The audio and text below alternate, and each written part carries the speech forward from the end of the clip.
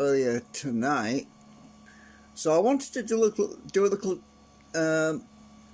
talk about my previous MEG, the motionless electromagnetic generator. You remember we had some problems with the core material inhibiting the effectiveness of the design and in producing enough output power, and I said I couldn't get the frequency high enough. Now that could have been something to do with the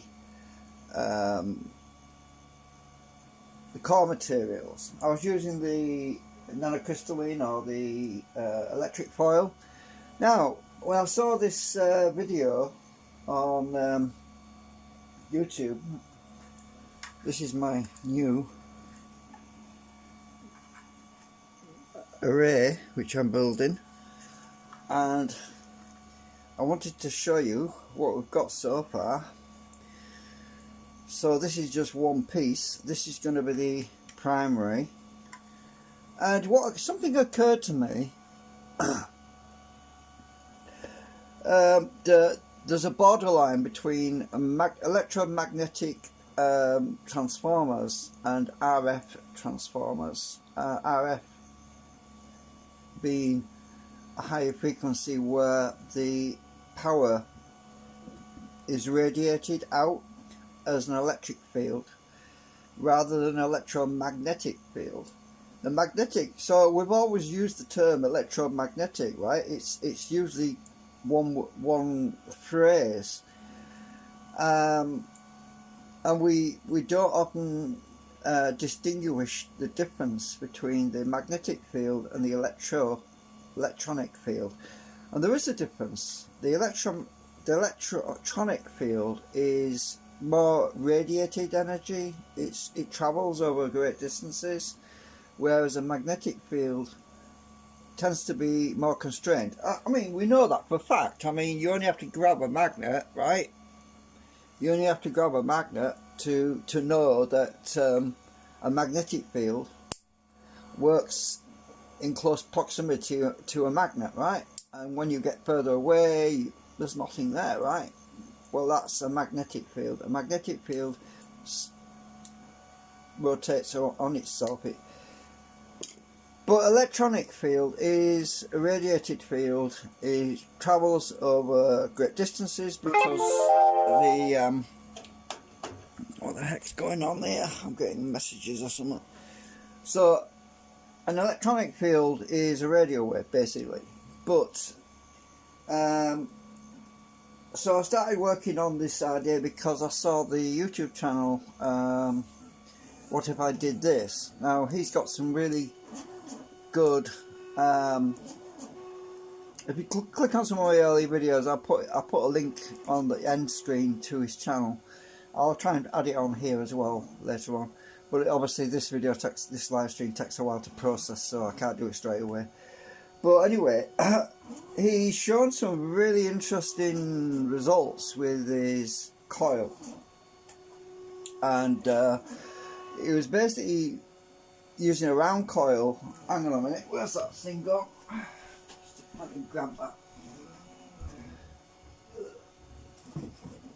So he's got one of these spools, right? You get 3D filament on, and he wound his coil on this bobbin, right? Now I've actually got the same wire. Well, I don't know if my wire is better than his, I don't know, because I've got oxygen free copper, which is quite expensive actually, but this is my oxygen free copper wire. I've only got 10 meters, by the way. I think I said 20 meters before, but I've only got 10 meters. So what I'm going to do is I'm going to basically replicate that, but it's not going to be on a round former, and the reason for that is I measured the distance with the tape measure around this bobbin, right?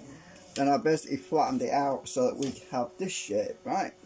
So if I get my tape measure, let's just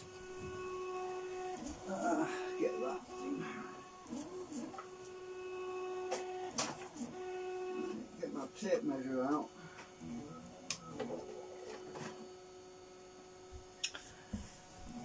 Right, let's go to centimetres. Right, we're on the centimetre range. If I stick my tape measure on here and I wrap it around to here, the measurement is about 25 centimetres, 250 millimetres, right? So you can see that. Right, so I measured that, so that's 250 millimetres, and I flattened it out. I did it in SketchUp, and when we put this on here, right, if I stick my tape measure on here, we go all the way around again without losing the other end. Well, that's weird. It's actually bigger. Why is that? It shouldn't be. Ah! I never even realised it's actually a bit bigger than what it should be. Why the hell's that? But anyway, it shouldn't matter because... Oh yeah, this wire is actually slightly thicker gauge wire. So it's it'll be a lower impedance.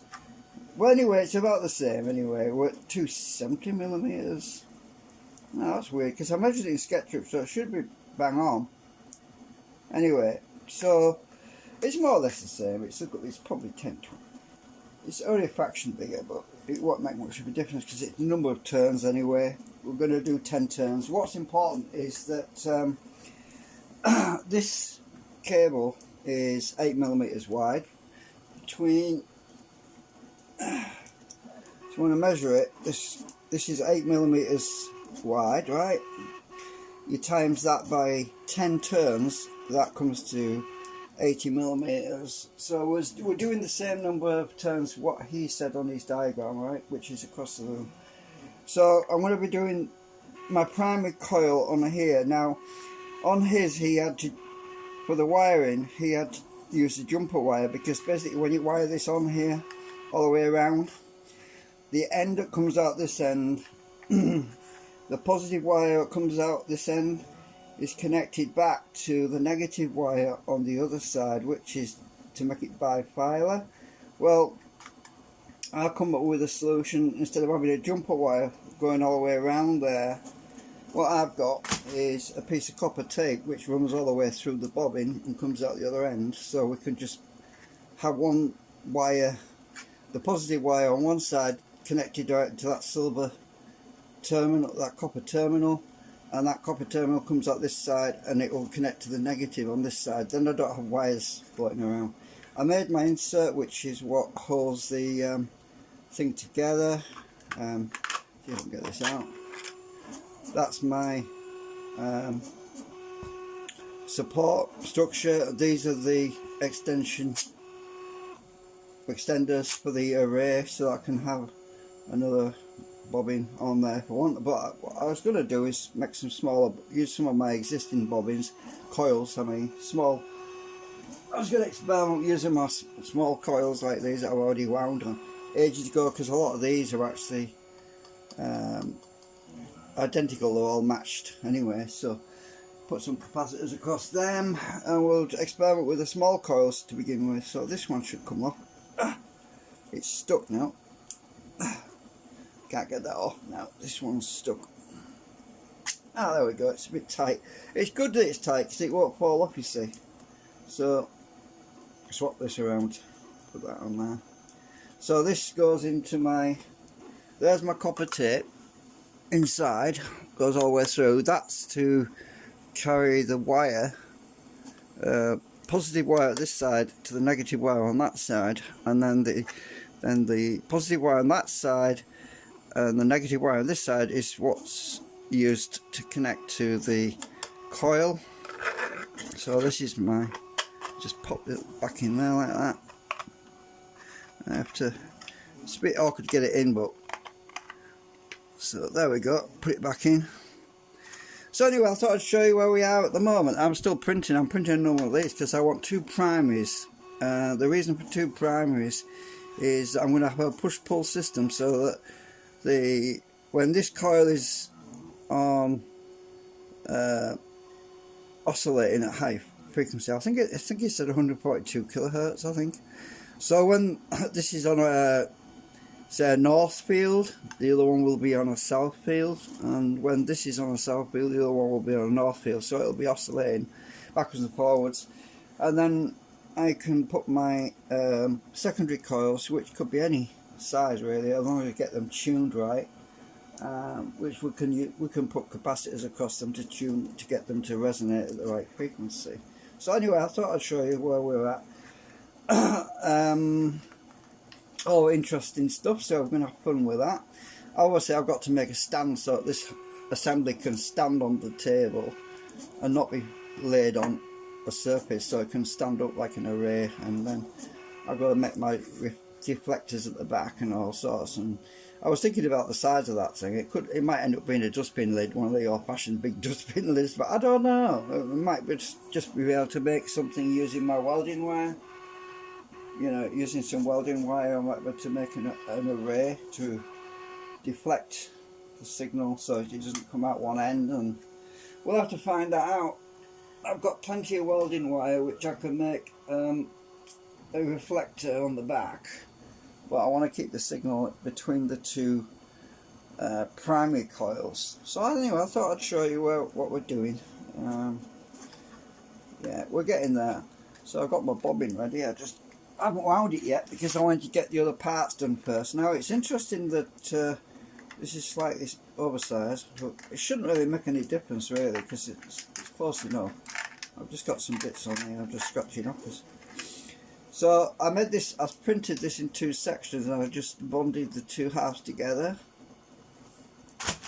and that went a bit funny when I took it off the print bed, but I managed to fix it. So yeah, it had a bit of a hole in it, so I filled that in.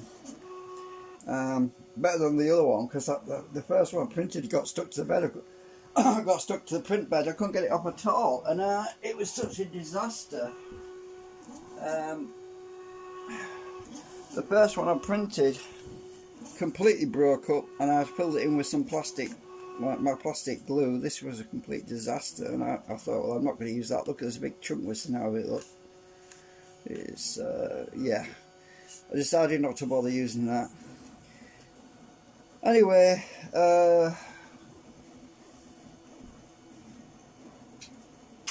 so that's it for now really. I just wanted to show you what's going on. So I've got my wire. I just want to get another one of these done, and then I've two primaries, and I've got to print the more of these, and there's several options. I can make some support structures between inside there to the other one to support smaller coils, like a little round rod or something. I haven't decided yet. I'm going to hold them in my hand just to feel it, just to see how it works and everything before I start modelling the bits that go in there. And because this part here, I can easily stick some round plastic bars on there if I want to support smaller coils or rectangular coils. I put these on these little bits here, it's to stop the thing from wobbling when it's holding the bobbin. It's to stop it from twisting inside the actual bobbin, so when you push it in, it keeps it straight. So that's the reason for that. It's easy to push it down the side actually when I push it in. So that's that for now. Yeah, anyway, have fun. I've got two more premieres coming up in the next couple of days showing you the array. Mind you, I'll put it in the thumbnail anyway so you can see what the idea is. Alright, thanks for watching. Bye for now.